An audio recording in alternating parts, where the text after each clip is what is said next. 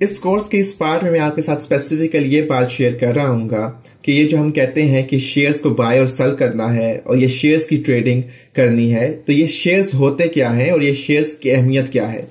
एक दूसरी चीज़ मैं आपके साथ ये शेयर कर रहा हूँ कि जो शेयर्स खरीदने या सेल करने से या होल्ड करने से किसी भी बंदे को क्या फ़ायदा होता है और किस तरह के फ़ायदे होते हैं।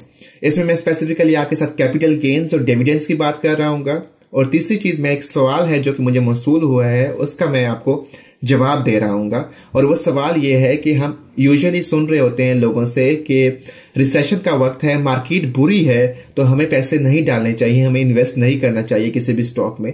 तो ये बात कितनी क्रेडिबल है और इस बात को हम जो टॉप नॉच इन्वेस्टर्स हैं, फॉर एग्जांपल वॉरेन बुफे वगैरह लोग क्या कह के आपको समझा रहे होते हैं।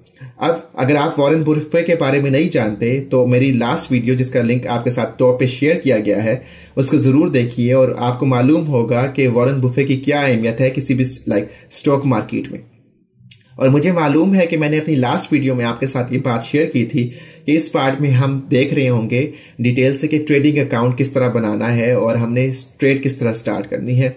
तो अगर वक्त मिला इस वीडियो के, अगर इतनी तवील ना हुई तो हम उसको भी डिटेल से देख रहे होंगे, वरना हम उसको अगले पार्ट में देख रहे होंगे।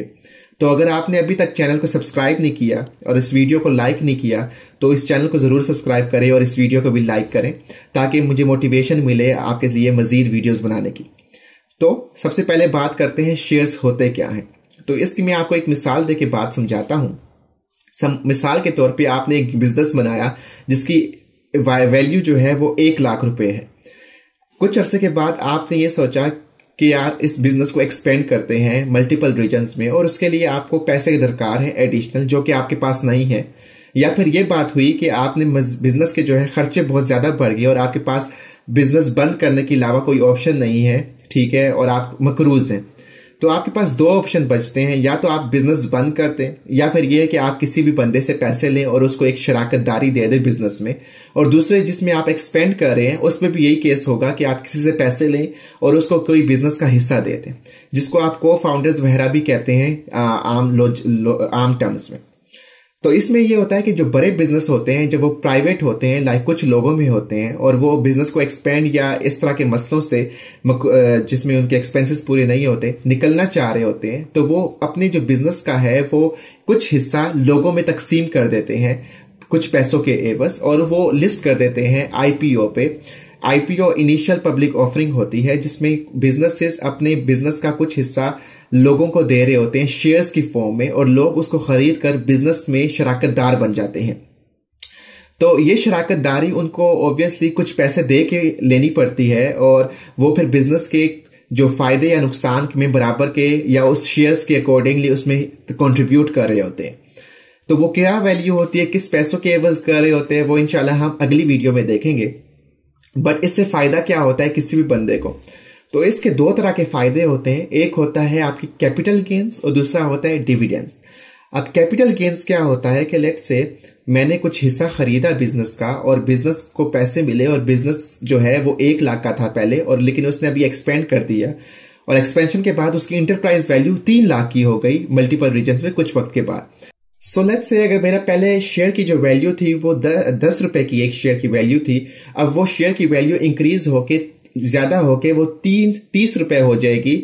लाइक मुझे 3x मेरा जो कैपिटल था, जो मेरी इन्वेस्टमेंट थी, अगर मैंने 10,000 की थी तो वो 30,000 हो जाएगी due to the increase in the business की जो वर्थ है, जो इंटरप्राइज की वैल्यू में जो इजाफा हुआ है उसकी वजह से। अब दूसरी तरह का इजाफा यह होता है कि उसमें आपके पास आ जाती है डिविडेंड्स। तो अगर मिसाल के तौर पे अगर आपका पहले बिजनेस सही नहीं चल रहा था लेकिन आपने लोगों के साथ पैसे इकट्ठा करके उस बिजनेस को ठीक किया, और अब वो क्या करता है कि वो बिजनेस जो है वो महीने का आपको 20,000 मुनाफा भी दे रहा है, तो आपके पास 2 ऑप्शंस हैं, या तो उस मुनाफे को दोबारा बिजनेस में लगाएं या फिर ये होता है कि आप अपने शेयर होल्डर को कुछ ना कुछ मुनाफा दे देते हैं महीने के बेसिस पे। तो लेट्स से अगर मैंने कुछ पैसे इन्वेस्ट किए हुए हैं तो आपने मुझे 1,000 रुपया दे दिया, तो इसका ये होता है कि ये आपको प्रॉफिट में हिस्सा मिल रहा होता है किसी भी बिजनेस के, तो इसको हम डिविडेंड्स कहते हैं। किसी भी कंपनी को कंपलसरी नहीं होता कि वो अपने प्रॉफिट्स में से कुछ हिस्सा अपने जो है वो शेयर होल्डर्स को दें, ये चीज उनके लिए जरूरी नहीं होती। वो चाहे तो वो दे सकते हैं, अगर नहीं चाहे तो वो दोबारा अपने बिजनेस में लगा के एक्सपेंड वगैरह की तरफ लेके जा सकते हैं। अगर मैं आपके साथ टैक्सेस की बात करूं तो टैक्सेस दोनों में सेम होते हैं, कैपिटल गेन्स में और ये आपके पास डिविडेंड्स में।